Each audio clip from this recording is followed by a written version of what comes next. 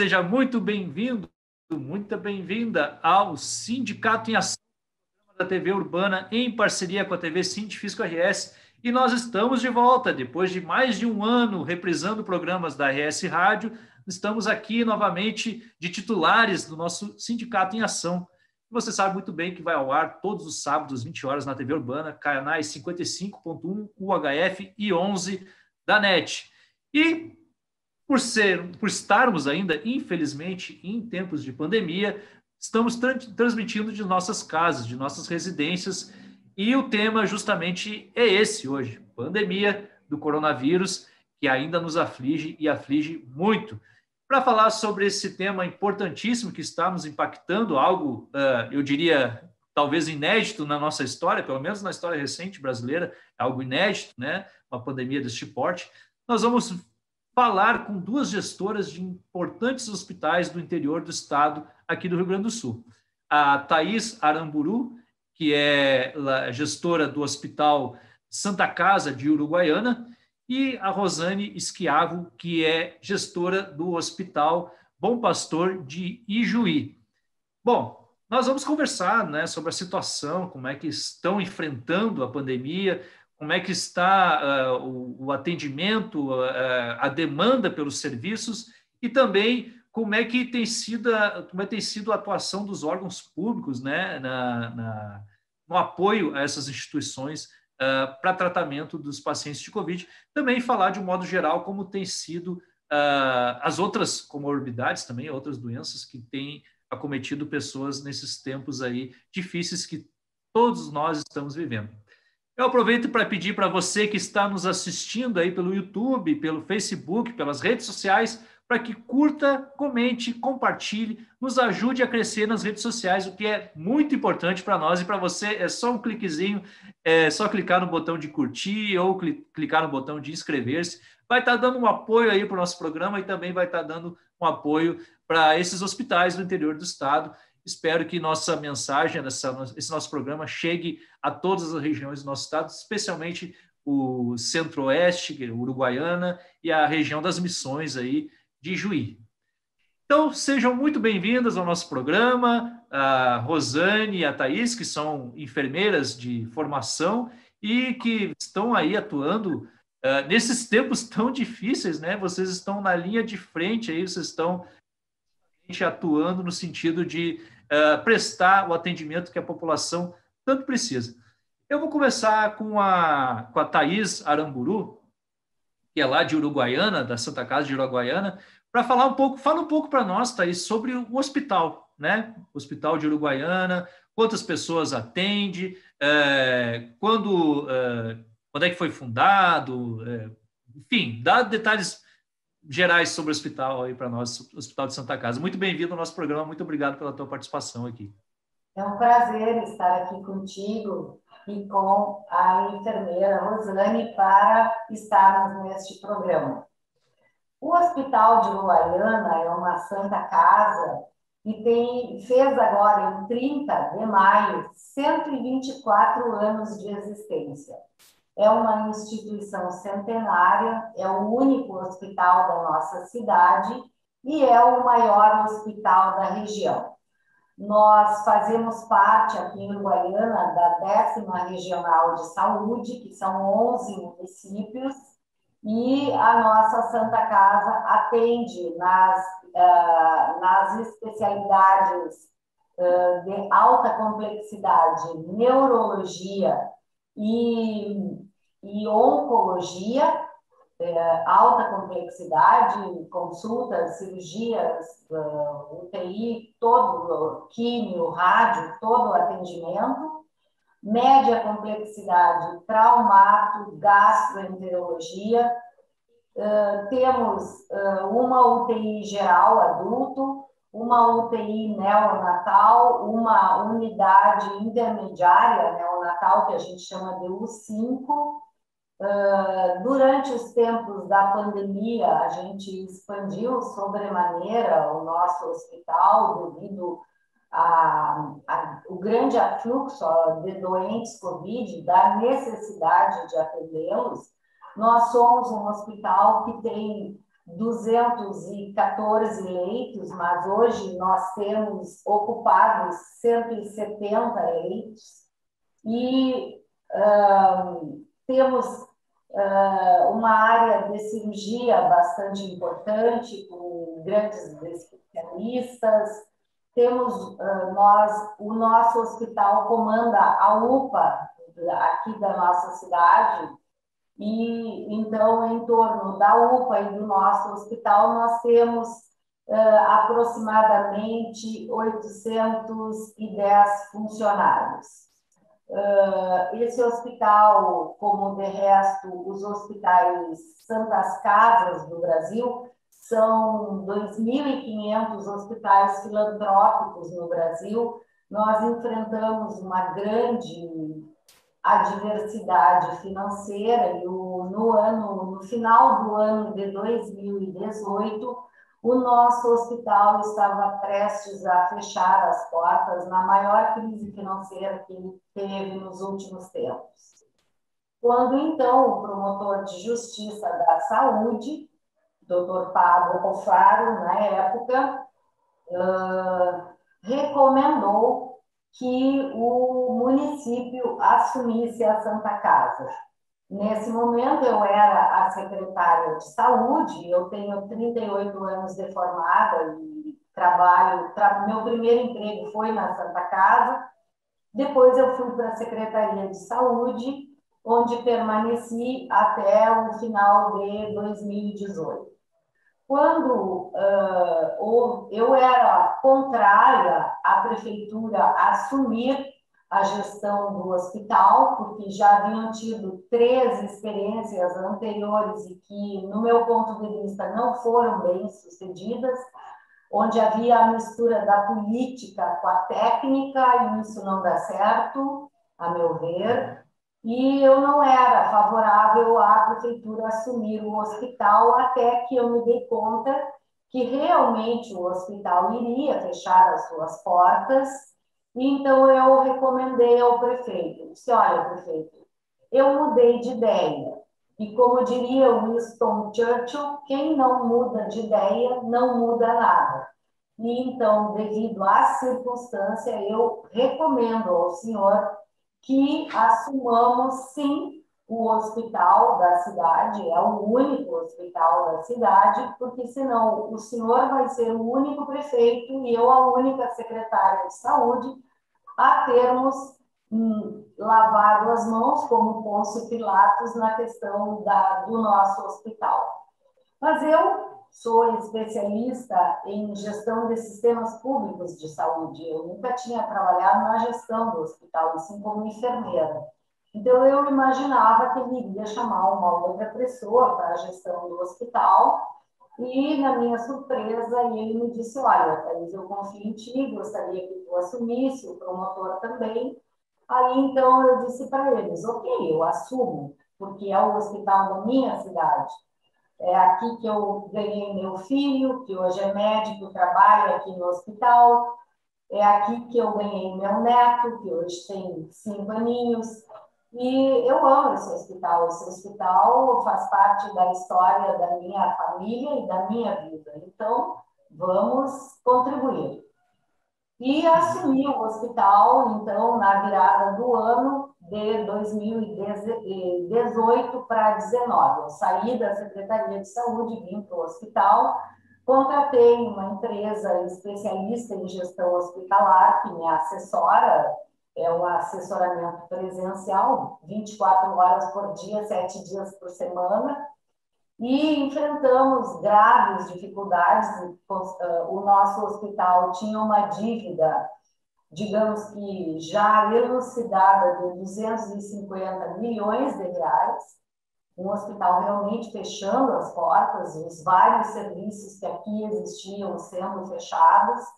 E durante o ano de 2019, nós fomos progressivamente colocando esses serviços em funcionamento, retomamos pagamento de funcionários e médicos que estavam 6 meses atrasados, já conseguimos pagar o atrasado de todos os funcionários, dos médicos ainda falta. renegociamos dívidas das mais variadas, dívidas com fornecedores, dívidas com energia elétrica, com oxigênio, com luz, com tudo que vocês possam imaginar, o nosso hospital tinha dívidas.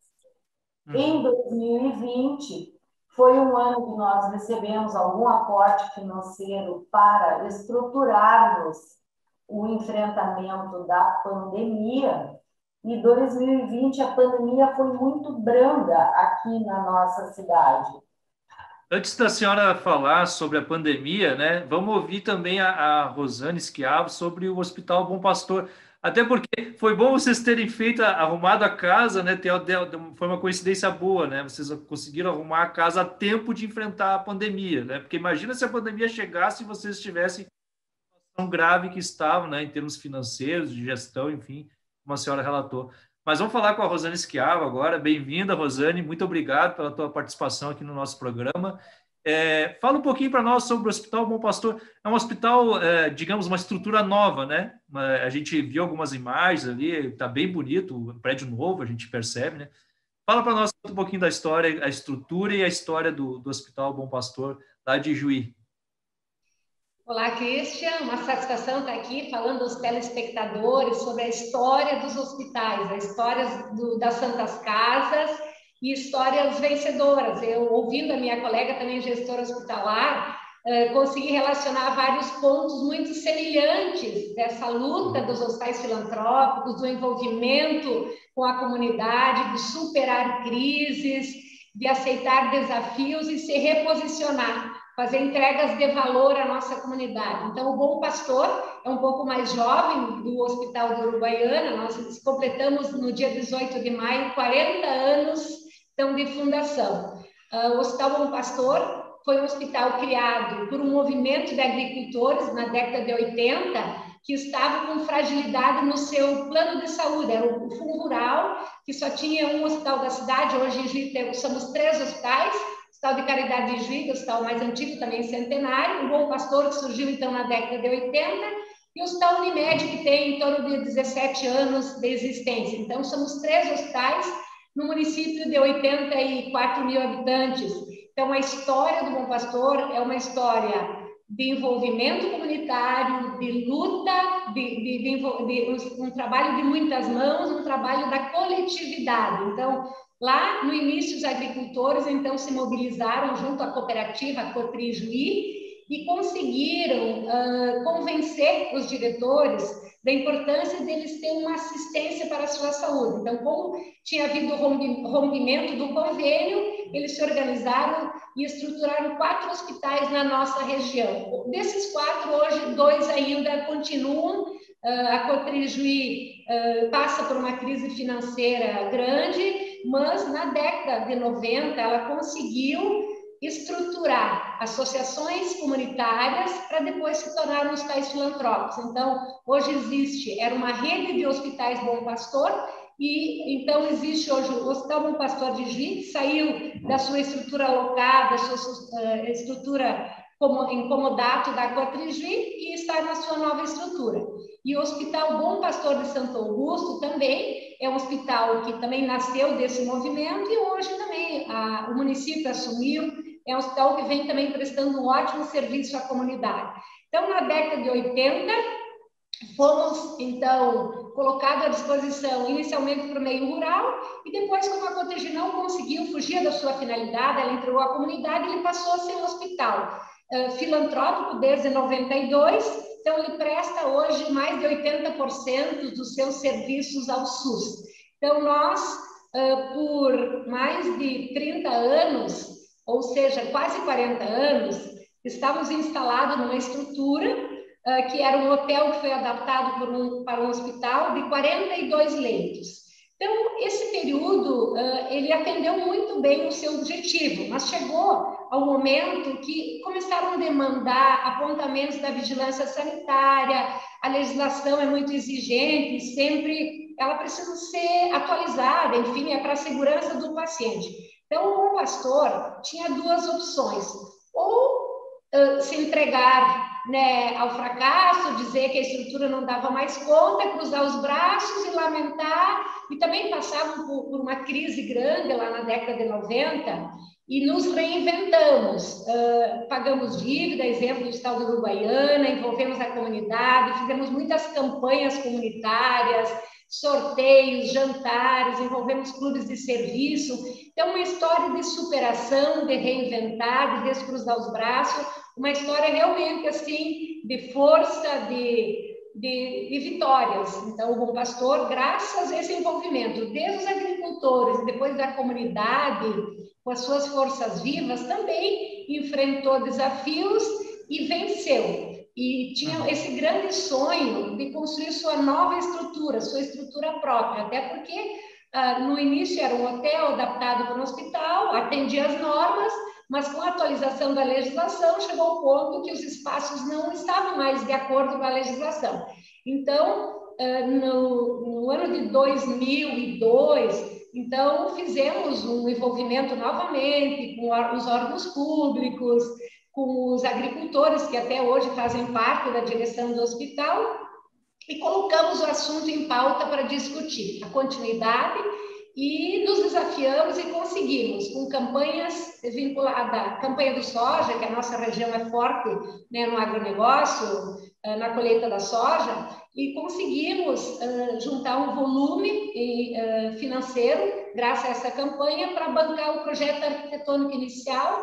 Aí fomos buscar recursos a nível de Estado e de Ministério para construir uma estrutura que custou 20 milhões da parte da estrutura física. É claro que foi um hospital que, para conseguir dar seu pontapé inicial com poucos recursos e conquistando através de consultas populares, de mobilização da comunidade, de recursos públicos, ele demorou quase 15 anos do seu pontapé inicial, da sua pedra fundamental, até a conclusão no ano passado. Então, em plena pandemia, nós conseguimos nos instalar na nova estrutura. Então, estávamos numa estrutura de 42 leitos, 2 salas cirúrgicas, um ambulatório pequeno, de certa forma um pouco precário, também numa localização que era ao lado da BR-285, um espaço um pouco barulhento, e o nosso sonho era um local melhor, próximo de uma área verde, com acessibilidade. Então, esse sonho se conquistou, então, no ano passado,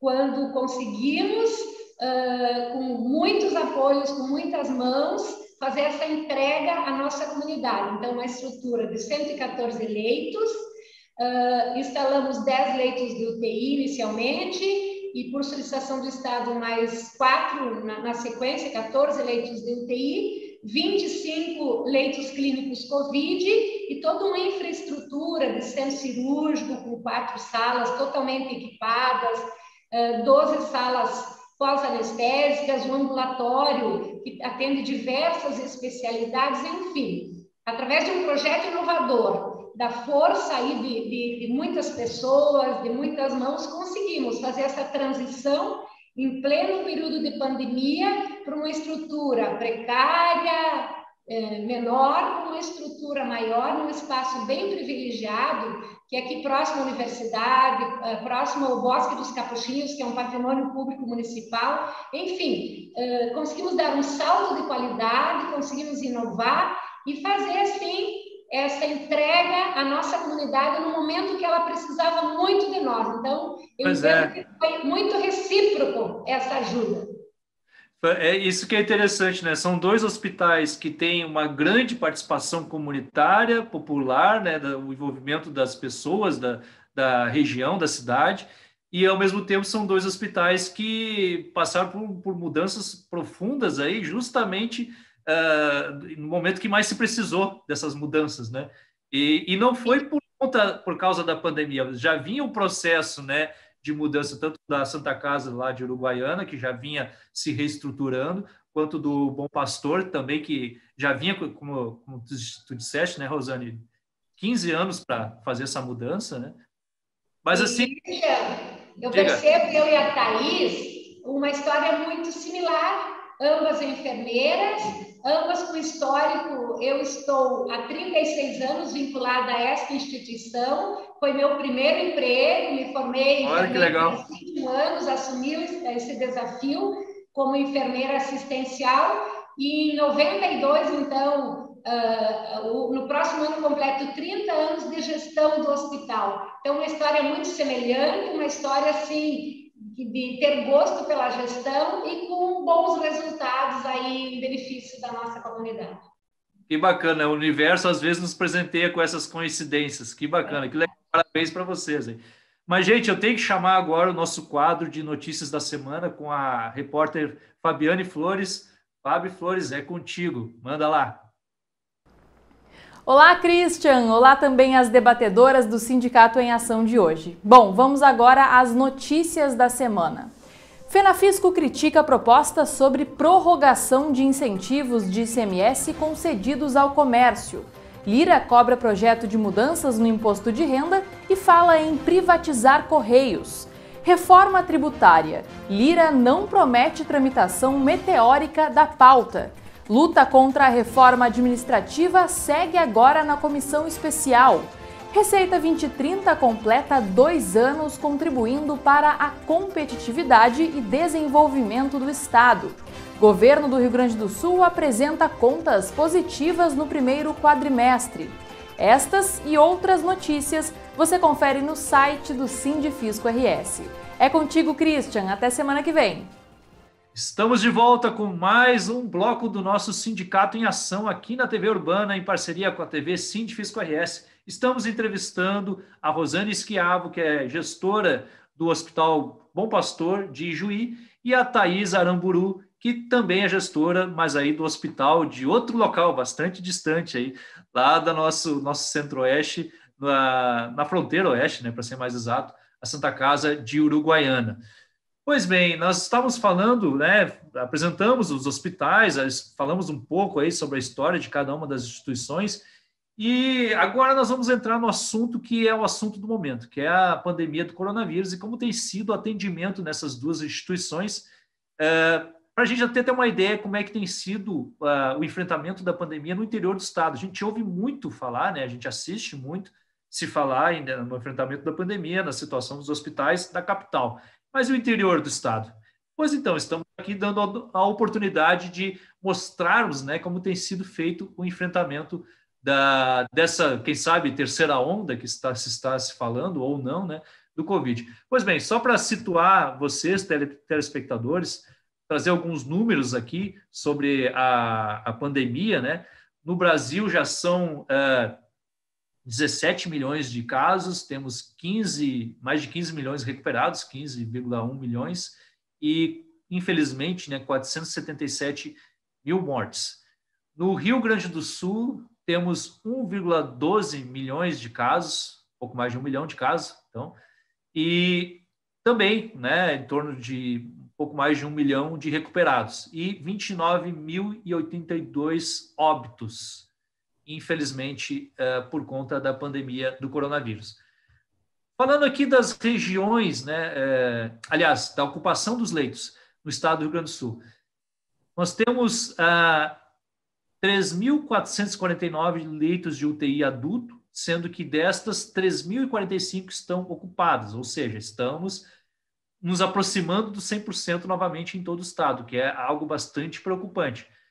Do SUS, leitos do SUS, as ocupações estão em 83,1%, né? São 2.531 leitos do SUS, sendo que 2.104 estão ocupados no momento. Isso são informações da Secretaria Estadual da Saúde, tá, gente? Peguei aqui no site agora.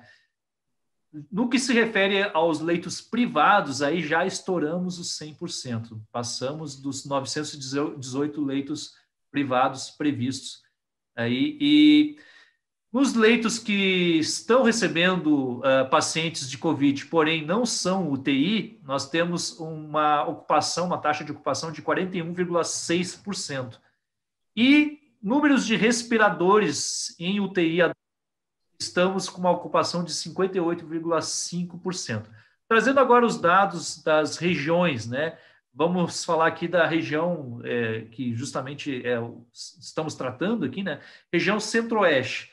A ocupação de leitos do SUS está em 100,9%, leitos privados 80,8%, leitos COVID que não são de UTI, né, 53,5%, e respiradores em UTI adulto, taxa de ocupação, taxa de uso do respirador, né, de 68,8%. A região missioneira, que é onde está localizado o Hospital Bom Pastor, leitos do SUS estão com ocupação de 94,4%, leitos privados 84%, leitos COVID que não são UTI 35,3% e respiradores em uso, né, 66,4%. São números que preocupam, né, Thaís, né, Rosane? São números que nos preocupam um pouco, né? E até queria ver com vocês como tem sido o enfrentamento da pandemia do coronavírus. Já que iniciamos outro bloco com a Thaís, vamos começar desta vez com a Rosane Schiavo. Como é que tem sido o enfrentamento da pandemia do coronavírus? A gente sabe que teve um pico de casos aí em todo o estado, que foi agora, recentemente, né, em março, né, e começou a amenizar um pouco em abril. Agora deu uma amenizada boa, mas já parece que estamos voltando já a crescer, apesar do número de vacinação, que também está um número razoável até de vacinação no estado do Rio Grande do Sul. O Rio Grande do Sul que tem sido um destaque aí no Brasil em termos de vacinação, né? Se formos comparar com outros estados, já temos mais de 5 milhões de vacinados aqui no Rio Grande do Sul, né? Primeira e segunda dose. Primeira dose, 3,5 milhões quase, e 1,6 milhão com a segunda dose. Pois bem, Rosane, como tem sido o enfrentamento da pandemia? Qual foi a época mais crítica? Como vocês têm se virado, né? Eu tenho a questão de ter o suporte do poder público, as pessoas se mobilizaram, também empresas ajudaram. Como é que tem sido? Conta para nós aí o enfrentamento da pandemia. Bem, eu sempre tento ilustrar como um momento muito desafiador para quem está na linha de frente. Então, a nossa equipe, ela demanda muito trabalho, demanda casos graves, demanda participação em mais do que um prestador de serviço. Hoje nós temos carência de profissionais, então, muitas vezes eles fazem dupla ou tripla jornada de trabalho, principalmente a área médica. Está sendo muito exigido desses profissionais.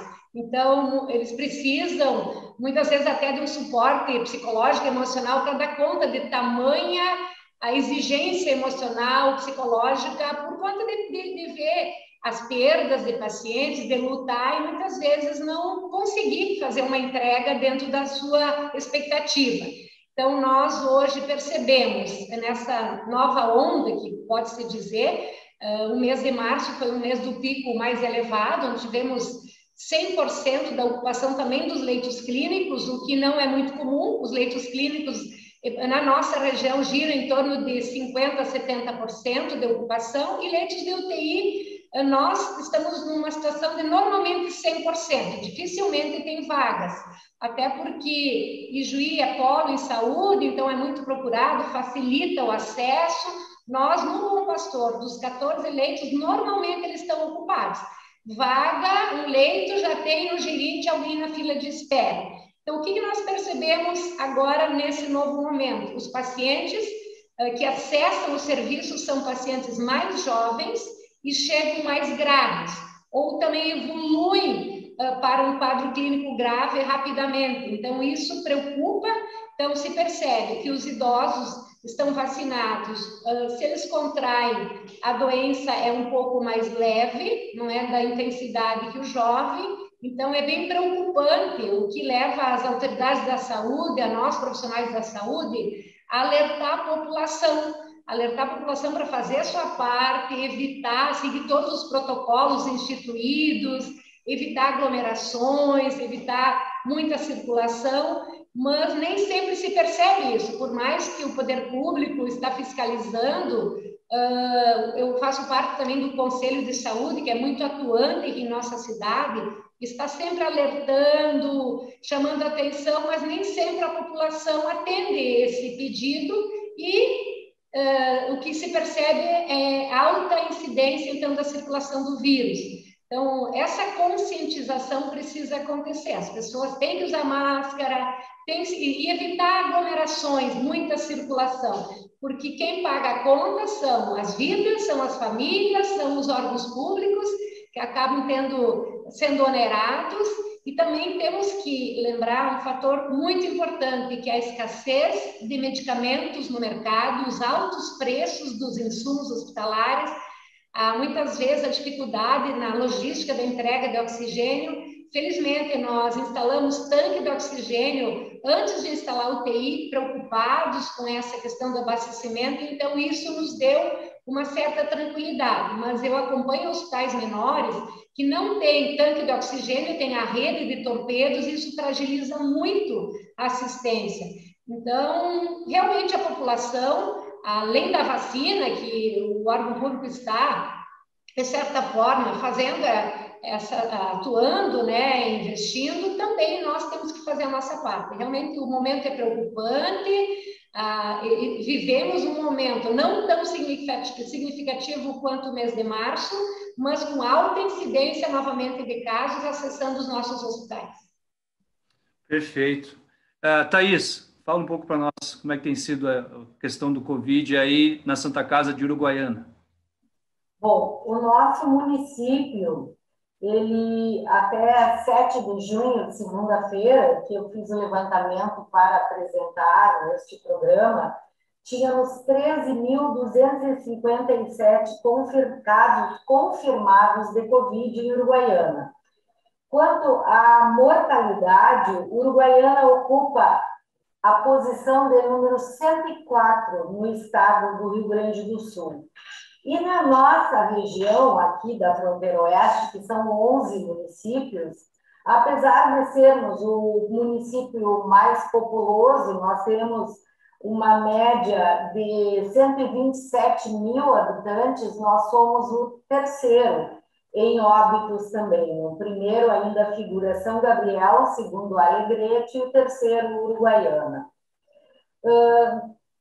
O nosso hospital se preparou em 2020 para o impacto da pandemia. Nós temos, e no decorrer do transcurso de toda a pandemia, nós trabalhamos muito integrados com a Secretaria Municipal de Saúde, da onde eu sou oriunda, muito integrados com a Unipampa, que é um grande polo de educação em saúde aqui na nossa região, com 5 faculdades da área de saúde, inclusive faculdade de medicina, tem medicina, enfermagem, fisioterapia, farmácia e nutrição. Então, nós viemos em conjunto construindo todo a estruturação do enfrentamento da pandemia. Então, nós hoje aqui temos um andar inteiro com 45 leitos para pacientes COVID. Hoje estão internados 35 pacientes, ainda temos 10 leitos vagos, já tivemos 60 pacientes internados nesse andar no mês de abril. Nós construímos 27 leitos de UTI COVID, nós temos a UTI 1 com 10 leitos, a UTI 2 com 11 leitos e a UTI 3 com 6 leitos. A gente trocou a área amarela do hospital para a UPA, a área amarela virou um ponto de chegada do paciente COVID que é enviado ou do centro de triagem ou da UPA, e lá nós temos um espaço que podemos ter pacientes entubados ou pacientes em ventilação de alto fluxo ou em catéter de oxigênio. E transformamos a UTI geral em UTI COVID, e a UTI que era geral, nós baixamos para a área vermelha do pronto-socorro. Também construímos uma unidade, que seria uma unidade que daria alta aos pacientes, aqueles que já não estão em oxigênio, porque o paciente tem que ficar 24 horas em área ambiente para daí ir para ter alta hospitalar e ir para o seu domicílio. onde era a saúde mental, nós colocamos esses leitos.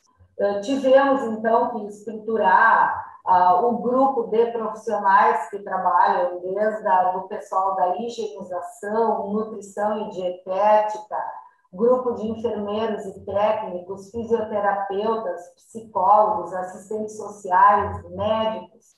Tivemos que contratar bastante gente. Para vocês terem uma ideia, nós passamos de 634 funcionários para 810. E como bem a Rosane falou, custos gigantes, né? O nosso hospital gastava 700, 800 mil reais mês em medicação, isso somando medicação oncológica, porque nós somos alta complexidade em oncologia e medicação normal, nós gastávamos de 700 a 800 mil reais. Em maio, nós gastamos 2 milhões e 200 mil reais. E a Rony sabe bem que nós tivemos medicações que tiveram uma elevação de custos estratosférica. Então, todo o equipamento, o material, os insumos, os medicamentos, o oxigênio, tudo foi majorado nessa pandemia. Então, a gente também montou aqui leitos de suporte ventilatório pulmonar, que são os aparelhos de CAF, que é catéter de alto fluxo, ou por catéter ou por máscara de Hudson, que essas pessoas recebem um tratamento com uma oxigenação muito alta, mas ainda não é o paciente entubado, e nesse momento nós temos um diferencial aqui, que nós acreditamos a isso, a toda essa terapia de alto fluxo de oxigênio antes da intubação. Então, o fato de nós não termos uma mortalidade tão gigante, né, como nós temos no Brasil, como nós temos no Rio Grande do Sul, muito se deve a todo esse trabalho de terapia respiratória com esses aparelhos, com os fisioterapeutas. A gente pulou de 36 ventiladores mecânicos para 53, monitores multiparâmetros, que aí tem todo o controle dos sinais vitais e de outros parâmetros do paciente, a gente passou de 55 para 71. Esses aparelhos de alto fluxo, que nós temos 11, eles foram importados do Canadá. Máquina de hemodiálise a gente ampliou também. Como falou a Rosane, nós temos 2 tanques aqui de oxigênio, um grande e um reserva. Nós trocamos esses 2 tanques para 2 tanques maiores do que nós já tínhamos. A gente teve uma suba gigante em exames laboratoriais de 55 mil, nós passamos para 140 mil exames mês, de 60 mil reais, nós fomos para 205 mil reais mês. Realmente, assim, todo o custo do hospital aumentou muito e, em contrapartida, a nossa produção de alta e média complexidade foi muito reduzida, porque nós tivemos um menor aporte financeiro, porque esse paciente eletivo ele não está vindo para o hospital nesse momento. Então, a gente deixa de fazer cirurgias oftalmológicas, cirurgias plásticas, enfim, cirurgias várias, de hérnia, apendicectomia, cirurgias de vesícula, cirurgias traumatológicas, todas represadas por conta da pandemia, e esse fluxo de paciente nos dá um contingente financeiro importante. Eu não sei se eu falo agora dos nossos índices, ou se tu queres chamar a Rosane e depois eu falo. Não, Thaís, é que a gente precisa, na verdade, chamar o intervalo. Nós fechamos aqui o tempo do nosso segundo bloco, Na volta do intervalo, a gente vai para o terceiro e último bloco aqui do Sindicato em Ação. Eu quero ouvir de vocês, nossos convidados aqui do programa de hoje, quais são as perspectivas, né? Porque as duas estão falando que foram feitos grandes investimentos por conta da pandemia, né? Claro que a demanda aumentou muito, mas e depois que passar a pandemia? Essa ampliação da estrutura vai ser benéfica para a continuidade do trabalho das instituições? Vamos tentar fazer, de repente, um exercício aí de futurologia. Como é que vai ser depois da pandemia? Teve um legado, né? Teve um legado que foi deixado. Como é que vai ser depois? Mas a gente conversa sobre isso no retorno do intervalo. Daqui a pouquinho a gente se vê de volta. Fique aí, não saia daí, aqui na TV Urbana, TV Científico RS. Até mais.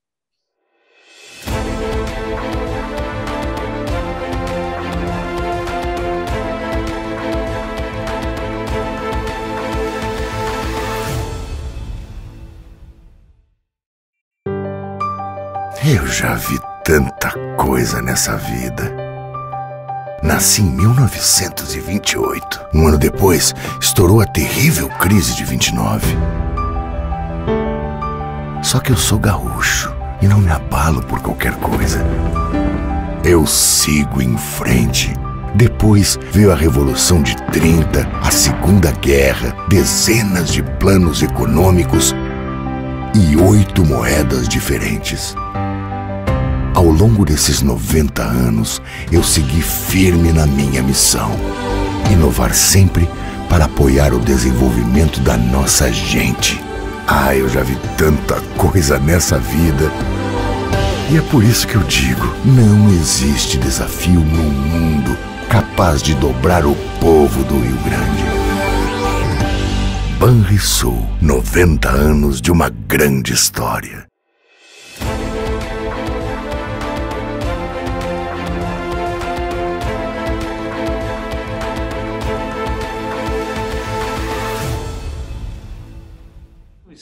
Estamos de volta com o Sindicato em Ação aqui na TV Urbana em parceria com a TV Científico RS.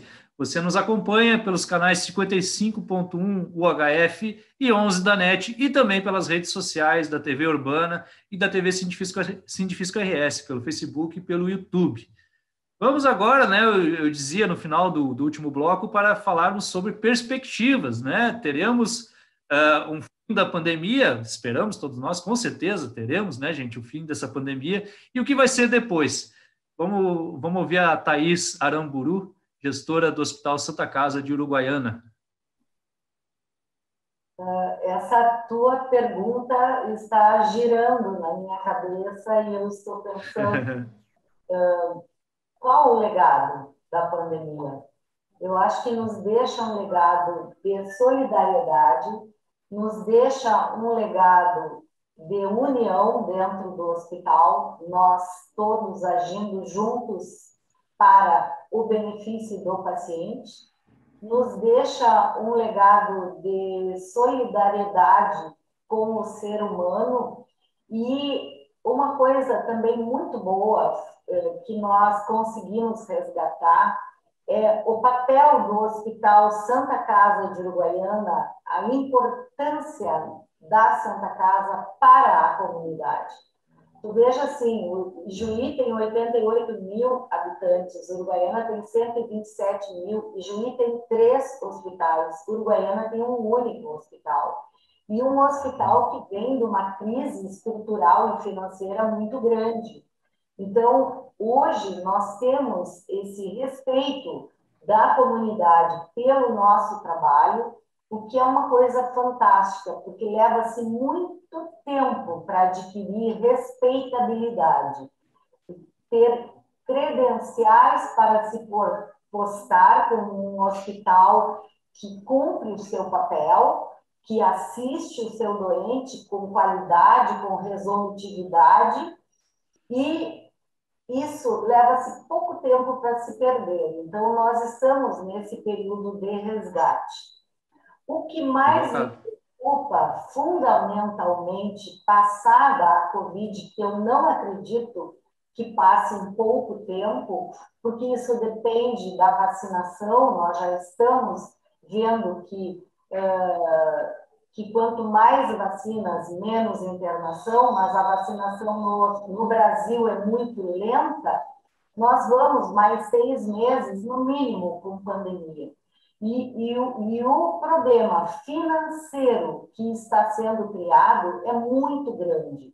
Então, eu espero que os órgãos públicos, que o Ministério da Saúde, que a Secretaria de Estado, que enviem verbas aos hospitais filantrópicos, que nos socorram neste momento com financiamento aos nossos hospitais, com aporte financeiro aos nossos hospitais, para que nós tenhamos condições de sairmos com dignidade de toda essa crise, de tudo que está sendo investido, e o hospital precisa seguir à frente. Então, me preocupa muito a questão financeira do hospital, ao mesmo tempo em que eu fico muito orgulhosa de comandar 810 pessoas que estão realmente se desdobrando, se desvelando na assistência à saúde do próximo, que é o objetivo final de todos nós que trabalhamos com a saúde. Excelente, muito bem colocado. Rosane Schiavo, sua mensagem final e também perspectivas, né, quanto ao fim da pandemia. Bem, eu estava aqui pensando no pós-pandemia ou novo normal. Então, o hospital tem que seguir sua vida com outras atividades, com outras áreas de atuação. Então, nós estamos numa nova estrutura e já estamos, ao mesmo tempo que estamos atendendo os pacientes COVID, já atendemos hoje, de novembro, quando fomos desafiados a atender os leitos clínicos, mais de 350 pacientes acometidos, então, do COVID. E nós, no pós, a nossa UTI, que hoje ela é 100% Covid, nossa solicitação ao governo é que ela passe a ser uma UTI geral adulta, até para dar conta de algumas especialidades que o hospital está se colocando. Vamos nos tornar, já encaminhamos a habilitação para a parte de traumatologia, que é uma grande carência na nossa região, e temos toda a parte de equipamentos, de profissionais e também a UTI pós-Covid. A área de oftalmologia também tem carência hoje, os pacientes precisam se deslocar a mais de 150 quilômetros para buscar, né, essa especialidade. A saúde mental, que hoje é uma especialidade que nós já temos um trabalho consolidado, estamos ampliando essa atuação, até porque tem uma demanda regional represada e esse período pós-pandemia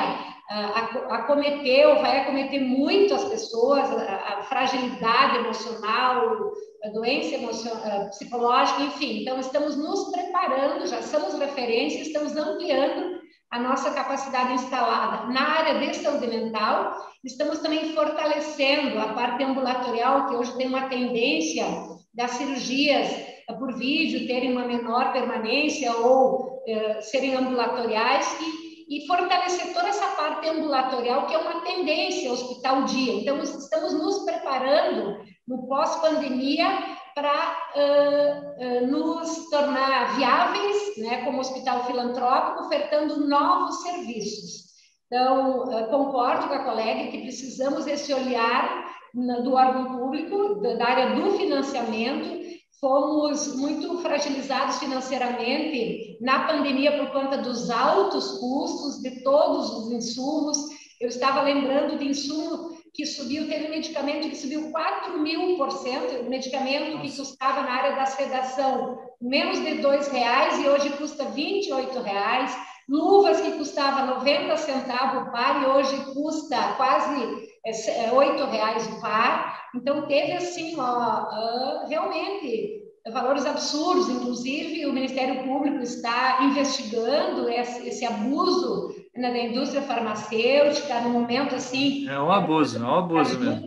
Sempre tem aqueles que se aproveitam da situação. Então, tivemos lições, tivemos, acho que, uma rede de solidariedade nunca vista, assim, um reconhecimento às instituições de saúde, aos profissionais de saúde.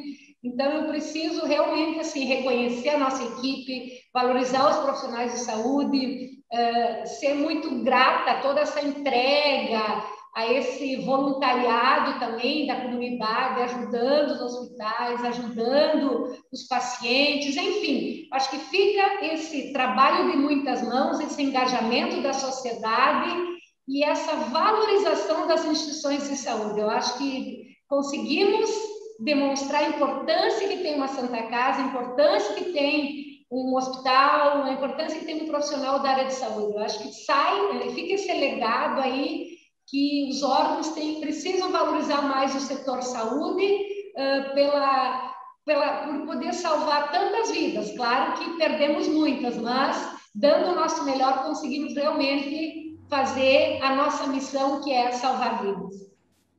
Perfeito. Nós é que agradecemos, né, pelo empenho de vocês, né, pelo trabalho de excelência, né. Gostaríamos que vocês transmitissem esse agradecimento, esse elogio aos profissionais que estão na linha de frente, né, aos médicos, enfermeiros, técnicos de enfermagem, psicólogos, enfim, fisioterapeutas, todos que estão trabalhando. A gente sabe que cada leito de Covid, né, exige uma equipe grande de profissionais atuando, né, e isso é que demanda, e depois, né, no pós-Covid até vai demandar muito, como a Rosane colocou, né, um tratamento até psicológico com esses profissionais, né, que a gente sabe que estão sobrecarregados. Mas Rosane Schiavo, Thaís Aramburu, muito obrigado pela participação de vocês aqui no nosso Sindicato em Ação. Eu gostaria de agradecer também aos nossos telespectadores pela companhia, pela parceria. É muito bom estar de volta, ainda que estejamos em nossas casas, mas muito em breve estaremos de volta na nossa verdadeira casa, que é o nosso estúdio físico, né, e não virtual, lá na sede do Cientifisco RS. Agradeço as convidadas de hoje. Peço que você, pela última vez, aí, se não fez, aqui eu faço, né, que curta, comente, compartilhe o nosso vídeo, se estiver assistindo pelas redes sociais, pelo YouTube, pelo Facebook, inscreva no nosso canal no YouTube também, para ficar por dentro de cada novo vídeo que a gente postar. Muito obrigado e até o próximo Sindicato em Ação aqui na TV Urbana, em parceria com a TV Cientifisco RS.